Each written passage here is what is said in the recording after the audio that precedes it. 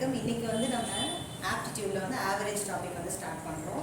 Average டாப்பிக்கோட வந்துட்டு first basic video இது. இதில் வந்து ஃபஸ்ட்டு ஃபார்முலா தெரிஞ்சுக்கோங்க. ஆவரேஜ்னு சொல்லலாம், அப்படி இல்லைன்னா வந்துட்டு மீன்னு சொல்லலாம். ஆவரேஜ் இல்லைன்னா மீனோட ஃபார்முலா வந்துட்டு sum of given quantities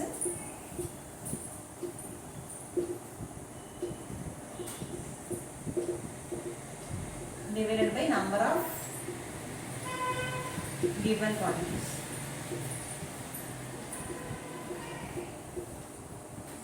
so வந்து குவான்டிட்டிஸ் கொடுப்பாங்க. இப்போ வந்து நம்பர்ஸ் மேபி இருக்கலாம். இப்போ 0, 2, 4, 6, 8 இந்த மாதிரி வந்துட்டு நம்பர்ஸ் கொடுத்துருக்காங்கன்னா அந்த நம்பர்ஸ் எல்லாத்தையும் ஆட் பண்ணுறது தான் வந்து சம்மு. அப்போ 0 + 2 + 4 + 6 + 8 இதான் வந்து உங்களுடைய சம் ஆஃப் த குவான்டிட்டிஸ். கீழே டிவைடட் பை வந்து நம்பர் ஆஃப் குவான்டிட்டிஸ், எத்தனை குவான்டிட்டிஸ் இருக்குன்னு பார்க்கணும். மொத்தம் 5னா 5ஆல் டிவைட் பண்ணுவோம். இதுதான் வந்து ஆவரேஜ் கண்டுபிடிக்கிறதோட ரொம்ப பேசிக் ஃபார்முலா.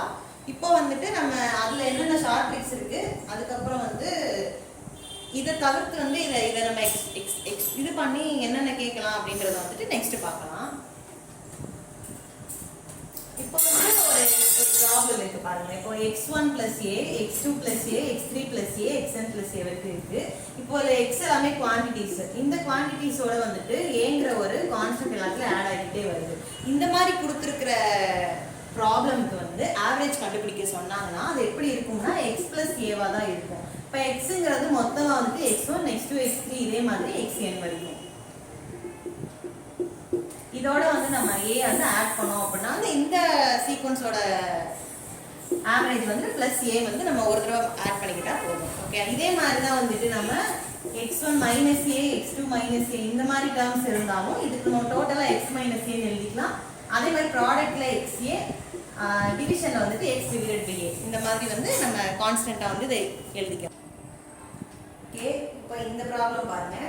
இதில் என்ன கொடுத்துருக்காங்கன்னா the average of first 5 consecutive odd numbers is 61 கொடுத்துருக்காங்க. consecutive odd numbers அப்படின்னா என்னன்னா அடுத்தடுத்து தொடர்ச்சியாக இருக்கிற ஆட் நம்பர் அப்படின்னு அர்த்தம். இப்போ ஆட் நம்பர் நம்ம வந்து 1, 3, 5 அந்த மாதிரி எடுக்காம இங்கே வந்து நம்ம இன்டீஜர் வச்சு எடுப்போம் x.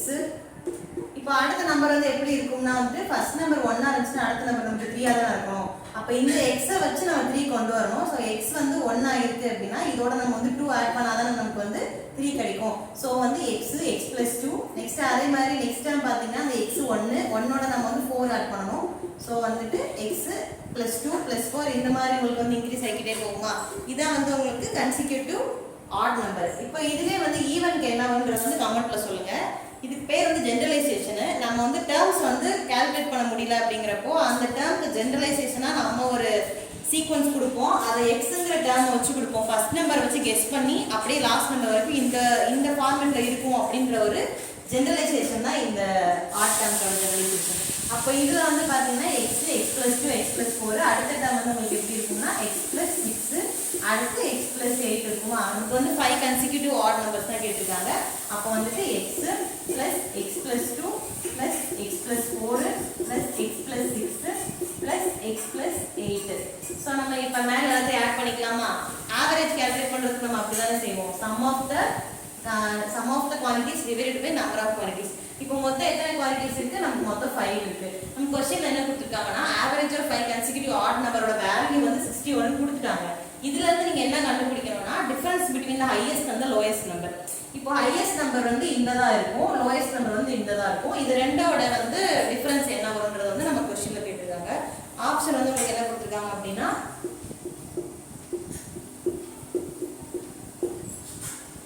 2, 5, 8 D வந்து நான் டிட்டர்மைன்ட்.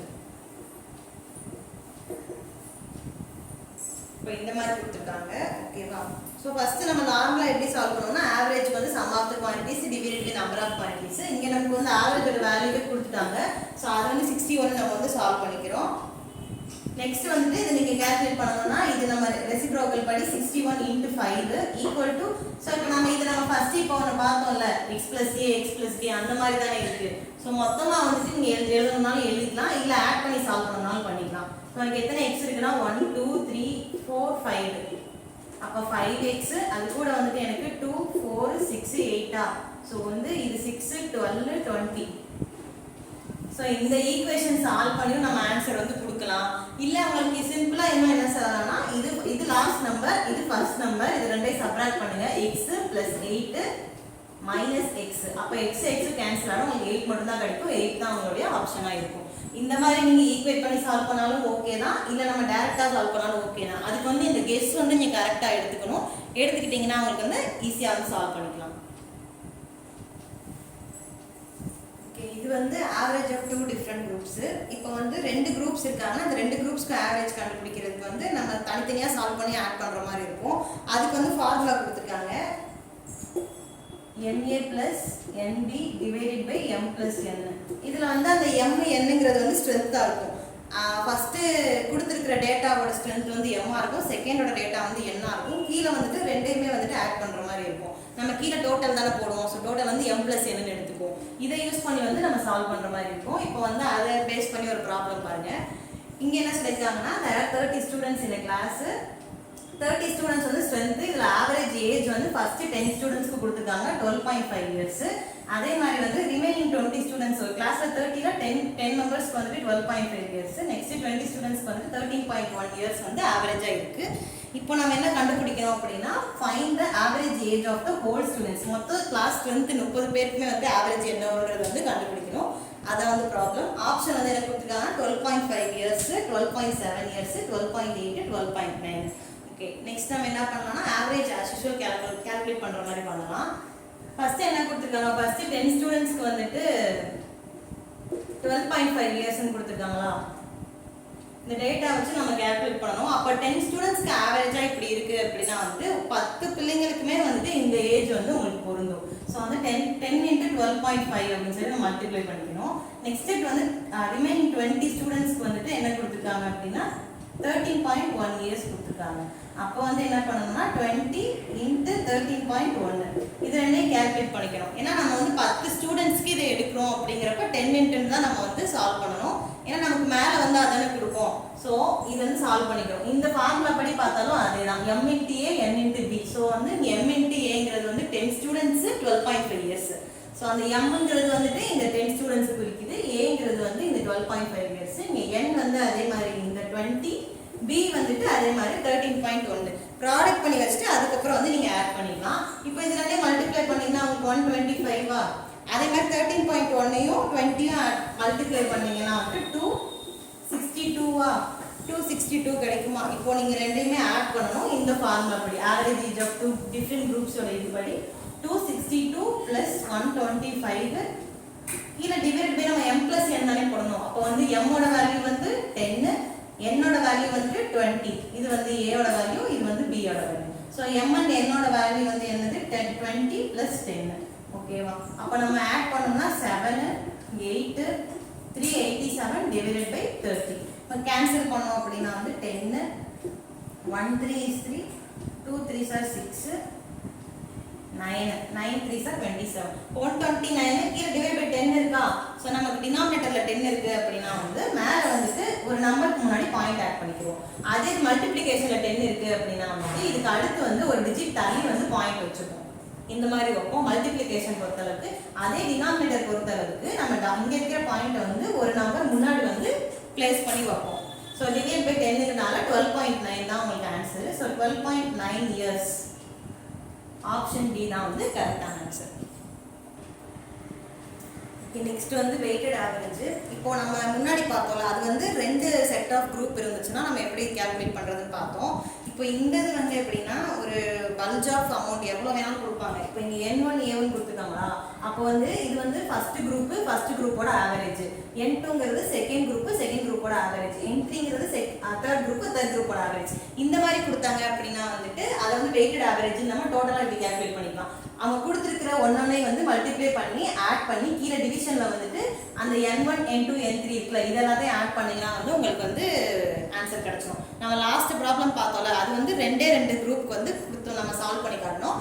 இதே மாதிரி எத்தனை இதுக்கு கேட்டாலும் நம்ம இந்த ஃபார்முலா யூஸ் பண்ணி சால்வ் பண்ணிக்கலாம். இப்போ ஒருவேளை உங்களுக்கு 3 தான் கேட்குறாங்க, 3 குரூப் கேட்டாங்கன்னா N1 N2 N3 கீழே அதே மாதிரி N1 N2 N3 இந்த 3 வந்து நீங்கள் சால்வ் பண்ணிக்கலாம். ஓகே, நெக்ஸ்ட் வந்து என்ன ப்ராப்ளம்னு பாருங்க. இது ஒரு டிஃப்ரெண்ட் ப்ராப்ளம். இப்போ இங்கே என்ன கொடுத்துருக்காங்கன்னா, a man bought 20 cows for rupees 2 lakh. If the average cost of 12 cow வந்து 12,500, then what will be the cost of remaining cows?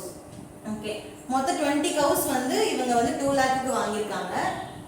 12 கவுக்கு வந்து ஆவரேஜ் கொடுத்துட்டாங்க. இதுக்கு ஆவரேஜ் கொடுக்கல. இதுக்கு ஆவரேஜா கால்குலேட் பண்ணீங்கன்னா வந்துட்டு 2 லாக் வந்து நீங்க 20 ஆல டிவைட் பண்ணனும். அப்படி டிவைட் பண்ணீங்க அப்படினா 10,000 சோ அப்போ வந்து 10,000ங்கிறது வந்து உங்களுக்கு இந்ததோட ஆவரேஜ். ஃபர்ஸ்ட் 20 cows ஆவரேஜ் வந்து 10,000, செகண்ட் 12 cows ஓட ஆவரேஜ் வந்து 12,500. then what will be the cost of the remaining cows?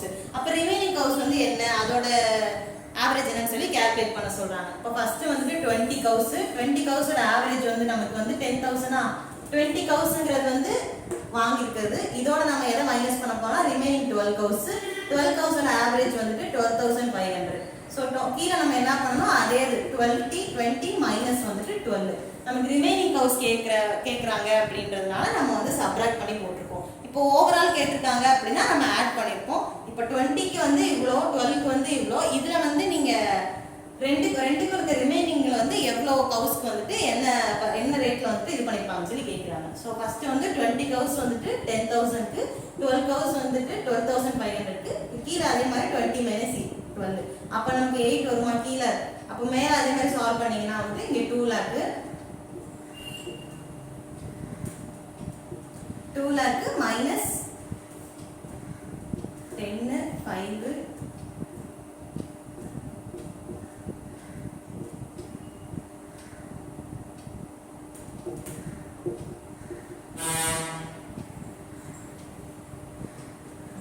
So இந்த மாதிரி உங்களுக்கு ஆன்சர் கிடைச்சிருக்குமா? சோ இது ரெண்டையும் சப்ட்ராக்ட் பண்ணீங்க அப்படினா உங்களுக்கு வந்துட்டு 50,000 வருமா?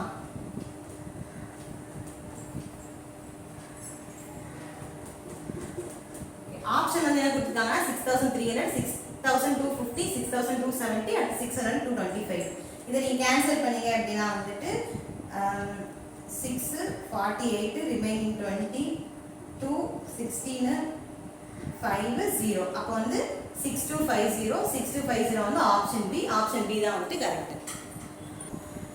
ஓகே, அடுத்த ப்ராப்ளம் வந்து average weight of 29 students வந்து 48 kgs கொடுத்திருக்காங்க. அடுத்து வந்து என்ன கொடுத்திருக்காங்கன்னா weight of the teacher வந்து included.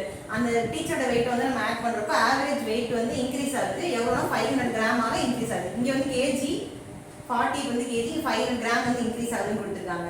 அப்போ வந்துட்டு நம்ம weight of the teacher என்னன்னு சொல்லி கண்டுபிடிக்கணும். இப்போ 500 கிராம் வந்து kg ஆ கன்வர்ட் பண்றது உங்களுக்கு தெரியல. இப்போ நம்ம இத வந்து 0.5 ன்னு சொல்லி கன்வர்ட் பண்ணி kg ஆ எடுத்துக்கலாம். இப்போ வந்து average of 29 students என்ன கொடுத்திருக்காங்க 48 kg. நாம வந்து எப்பவும் யூஸ் பண்ற மாதிரி எழுதிப்போம். சோ 29 ஸ்டூடண்டோட weight வந்துட்டு 48. இதோட வந்து எனக்கு வந்து டீச்சரோட weight வந்து ஆட் பண்றாங்க. அப்ப டீச்சரோட weight எனக்கு என்னன்னு தெரியாது. அதான நம்ம கண்டுபிடிக்கணும். அத நான் x ன்னு வச்சுக்கிறேன். 29 ஸ்டூடண்ட்ஸ்க்கு 48 kgs இருக்காங்க. டீச்சரோட weight எனக்கு என்னன்னு தெரியல.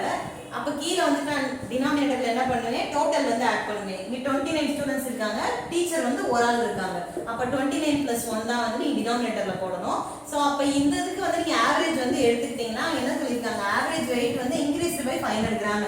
ஏற்கனவே 48 கிலோ இருக்காங்க, அதுல 500 கிராம் வந்து இன்கிரீஸ் ஆகுது. அப்ப 48 ஓட 0.5 வந்து நம்ம ஆட் பண்ணனும். அத ஆட் பண்ணினா 48.5. ஓகேவா? சோ ஃபர்ஸ்ட் என்ன பண்றாங்க, 29 ஸ்டூடண்ட்ஸ் ஓட weight. சோ 29 * 48 அவங்களோட weight எடுத்துக்கிறோம். டீச்சரோட weight என்னன்னு தெரியல. கீழ வந்து டோட்டல் 29 ஸ்டூடண்ட்ஸ் ஸ்டாஃப் வந்து ஒருத்தவங்க. சோ வந்து 30. அப்ப இங்க என்ன கொடுத்திருக்காங்க, 48ங்கிறது ஆவரேஜா இருந்திருக்கு. டீச்சரோட weight ஆட் பண்ண அப்புறம் 0.5 வந்து இன்கிரீஸ் ஆகுது. சோ இங்க ஆட் பண்ணிக்கனால நம்ம அந்த 0.5 வந்து சேர்த்திருக்கோம். இப்போ இங்க எப்படி சால்வ் பண்ணனும்னா as usual மல்டிப்ளிகேஷன் தான். 29 48 மல்டிப்ளை பண்ணிக்கோங்க. 9 8 7 72 16 23